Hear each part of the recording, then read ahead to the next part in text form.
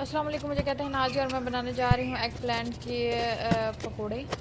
और यहाँ मैंने लिए हैं ग्राम फ्लोर और रेड चिल्ली, टर्मरिक पाउडर और सॉल्ट और green chilli, water and egg plant oil for frying.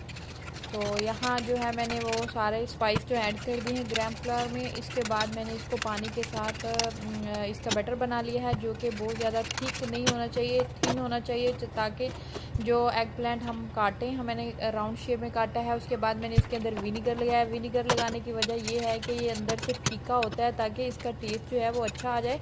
और फिर मैंने इसके अंदर इसको डिप कर बैटर में डिप करके रख दिया है और ये आधे घंटे के लिए मैंने रखा है। उसके बाद मैंने गरम किया ऑयल और ऑयल में अब इसको मैं कर रही हूँ फ्राई। ये बहुत ही अच्छे और बड़े ही मज़ेदार बनते हैं।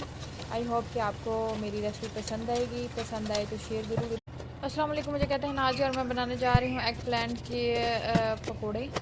और यहाँ मैंने लिए हैं ग्राम फ्लोर और रेड चिल्ली, टर्मरिक पाउडर और सॉल्ट और green chilli, water and egg plant oil for frying.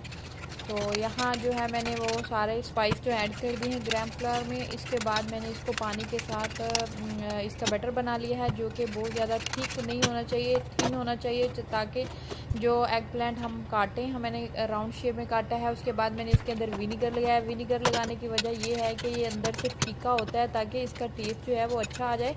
और फिर मैंने इसके अंदर इसको डिप कर बैटर में डिप करके रख दिया है और ये आधे घंटे के लिए मैंने रखा है। उसके बाद मैंने गरम किया ऑयल और ऑयल में अब इसको मैं कर रही हूँ फ्राई। ये बहुत ही अच्छे और बड़े ही मज़ेदार बनते हैं।